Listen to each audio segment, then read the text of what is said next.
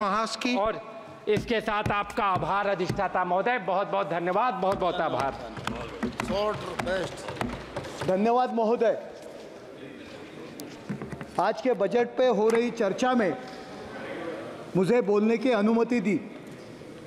सर्वप्रथम मैं नमन करता हूं हमारे महाराष्ट्र के गौरव छत्रपति शिवाजी महाराज को, भारत रत्न डॉक्टर बाबा साहेब अम्बेडकर जी को, महात्मा फुले जी को, हिंदू हृदय सम्राट शिवसेना प्रमुख माननीय बाला साहेब ठाकरे जी को और मेरे गुरुवर्य धर्मवीर आनंद दिघे साहब को मैं धन्यवाद देता हूं।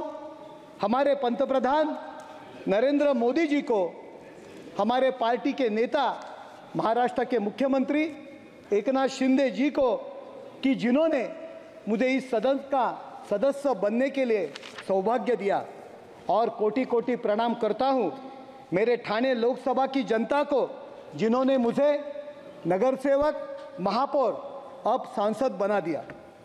अपने अर्थ मंत्री निर्मला सीतारमण जी ने देश का जो अर्थसंकल्प पेश किया है वो देश को विकास की तरफ लेके जाने वाला है, इसीलिए मैं उनका अभिनंदन करता हूं। बजेट जाहीर झाल्यापासून विरोधी पक्ष सभागृहात आणि सभागृहाच्या बाहेर सातत्याने चर्चा करत आहे। यात आमचे महाराष्ट्रातील काही साथीदारी आहेत। हे बजेट सरकार वाचवण्याचं बजेट आहे, राज्यांना खुश करण्यासाठीचे बजेट आहे। पण मला त्यांना सांगायचं आहे की ज्या राज्यात आमची सरकारे नाहीत त्यांच्यासाठी सुद्धा हे बजेट आहे। जेव्हा हे सरकार योजनांची घोषणा करते, 5 वर्षात 4.1 करोड युवक याचा लाभ घेणार आहेत, तेव्हा आपल्याला या योजनेचा फायदा होणार आहे की नाही, का फक्त भाजप आणि मित्र पक्षांची सरकारे आहेत त्यांनाच याचा फायदा होणार आहे? हा विषय फार महत्त्वाचा है। इस योजना से महाराष्ट्र के गांव का बच्चा भी माइक्रोसॉफ्ट और गूगल में इंटर्नशिप होगा और बंगाल और केरल का बच्चा भी उसमें शामिल होगा।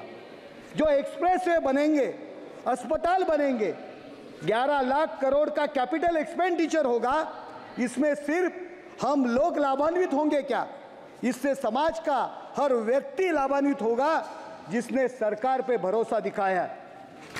और जो विपक्ष या बजेटवर सातत्याने चर्चा करतायत, टीका करतायत, त्यांचं नाव आहे इंडिया अलायंस, लेकिन सोच इनकी अंग्रेजी वाली ही है।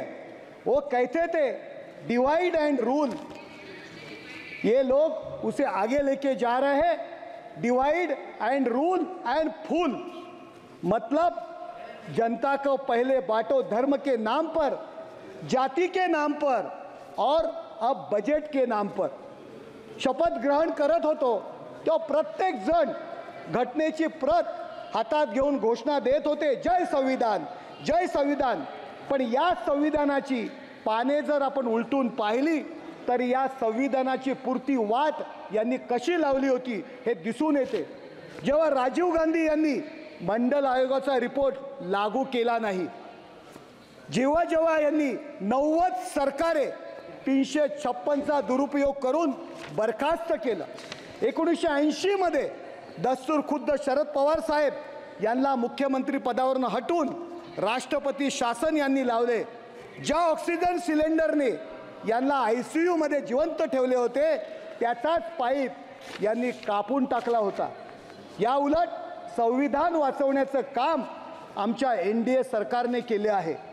जेव्हा 1989 मध्ये आमच्या पाठिंब्यावर सरकारने OBC रिझर्वेशन आणले, 2001 मध्ये आर्टिकल 16चे संशोधन केले, सुप्रीम कोर्टाचा निर्णय बदलला, 2018 मध्ये SC/ST ॲक्ट मजबूत करण्यासाठी संशोधन केले आणि परत सुप्रीम कोर्टाचा निर्णय बदलला। आपकी बारी आई तो आपने सुप्रीम कोर्ट का निर्णय सिर्फ एक विशेष समाज के लिए, उनको खुश करने के लिए चेंज किया और हमारी मुस्लिम बहनों के साथ नाइंसाफी की। इसलिए संविधान की रक्षा करने की बात वो न करे जो संविधान का चिरहरण करते थे।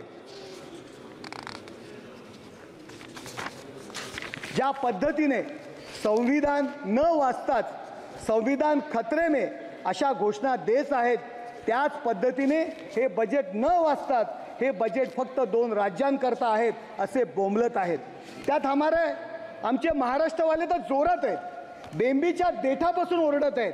ज्याला बजेट समजते तो पण बोंबलतोय आणि ज्याने यापूर्वी मला बजेटमधलं काही कळत नाही हे आधीच जाहीर केलं होतं तो सुद्धा या बजेटच्या विरुद्ध बोंबलतोय। महाराष्ट्राला या बजेटने काय दिलं नाही, महाराष्ट्रावर अन्याय केला असं म्हणता 2024-2025 केंद्रीय करातून या महाराष्ट्राला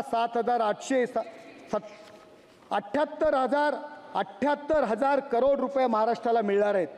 600 करोडचे विदर्भ आणि मराठवाड्यासाठी स्पेशल पॅकेज आहे। याचा फायदा जो शेतकरी आपल्या काळात आत्महत्या करत होता त्याला होणार आहे। महाराष्ट्रातील ग्रामीण रस्ते सुधारण्याकरता 400 करोड, सर्वसमावेशक इकॉनॉमिक कॉरिडॉर करता 466 करोड, MUTP करता 3,908 करोड, मुंबई मेट्रो करता 1,087 करोड, नागपूर मेट्रो करता 683 करोड, पुणे मेट्रो करता 814 करोड, नाग नदी पुनरुज्जीवन करता 500 करोड, बुळा मुठा नदी संवर्धनाकरता 690 करोड आणि अजून बऱ्याच काही कोट्यावधीच्या तरतुदी या महाराष्ट्रासाठी केल्या आहेत। रेल्वेद्वारे 15,940 करोड रुपये जे 13.5% अधिक आहे। सरकार फक्त यापूर्वीचं सरकार 2009 ते 2014 मध्ये 1,100 करोड फक्त या रेल्वेकरता देत होते। 1,00,000 करोडहून जास्त रेल्वेचे प्रोजेक्ट आज या महाराष्ट्रात बनत आहेत। या रेल्वेच्या सुविधा फक्त काय नरेश मस्केच्या मतदारसंघातील लोकांना मिळणार आहेत का? नाही, तर महाराष्ट्रातील आमच्या अरविंद सावंतांच्या, सुप्रिया सुळे मॅडमच्या, आमच्या बीडच्या बजरंग सोनावणे यांच्या मतदारसंघातील जनतेला सुद्धा याचा फायदा होणार आहे। तरी सुद्धा आज हे लोक म्हणत आहेत महाराष्ट्राला काय दिले। यापूर्वी नरेंद्र मोदी साहेब यांनी सुद्धा महाराष्ट्राला भरभरून दिलं आहे। 10,05,000 कोटी रुपयांचा विक्रमी असा निधी त्यांनी दिलेला आहे। महाराष्ट्रातील रस्ते, नवे रेल्वे मार्ग स्थानकांचे आधुनिकीकरण, वाढवण बंदर प्रकल्प, Mumbai Ahmedabad bullet train, airport विकास, हवाई प्रवास सुविधा, येत्या 2 वर्षात तर Samruddhi Mahamarg, Mumbai coastal road, Atal Setu, Mumbai Nagpur Pune metro, Jalyukt Shivar इत्यादी मोठे मोठे प्रकल्प कुणाच्या जीवावर मोठे केलेत? नरेंद्र मोदी साहेबांनी या सरकारला मदत केली आणि म्हणूनच महाराष्ट्र सरकार हे प्रोजेक्ट करू शकले। साखर कारखान्यांचा 10,000 कोटींचा कर आपले कणखर गृहमंत्री आणि सहकार मंत्री अमितभाई शाह यांनी एका झटक्यात सोडवला। झोपेचं सोंग घेतलेल्यांना जसे जागे करता येत नाही तसे विकासाकडे न पाहण्याचे ठरवून आंधळेपणाचे ढोंग करणाऱ्यांना विकास दिसत नाही।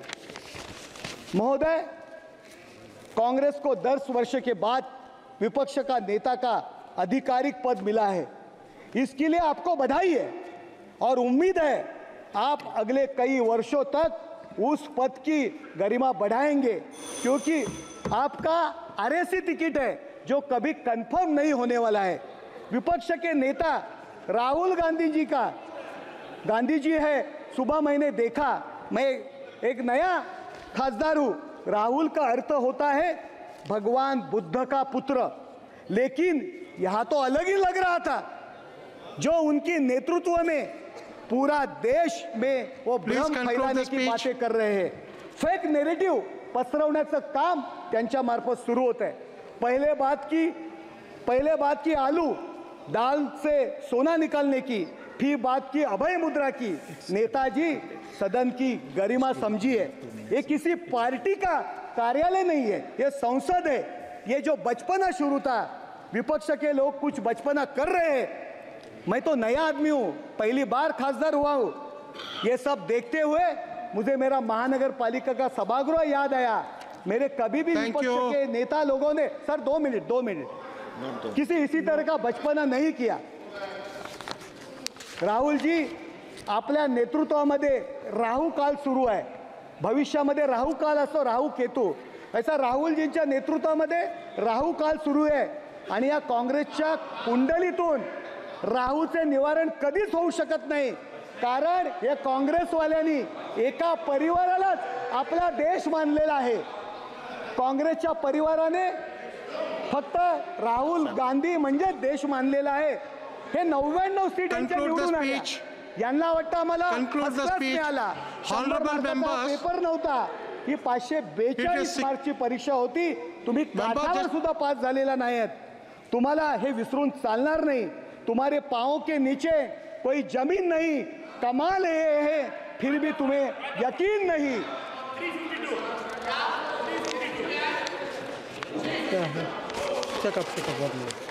मी पंतप्रधान नरेंद्र मोदी साहेबांचं 5 वर्षापूर्वीचं एक Member, just भाषण ऐकलं 1 होतं. minute. त्यामध्ये ते म्हणाले होते Member, 1 minute. आपण Member, 1 minute. 1 minute. Honorable members, it is 6 o'clock. It is 6 o'clock now. I have a long list of speakers on this important issue. If the House agrees, we'll extend till 8 o'clock. Okay. म्हणाले You होते conclude the speech now. Okay, next. Chandrasekhar. Narendra Modi साहेब म्हणाले होते राजकारणात Shri Chandrasekhar. आपण सगळे शिकलो पण झूठ की राजनीति का सामना करणे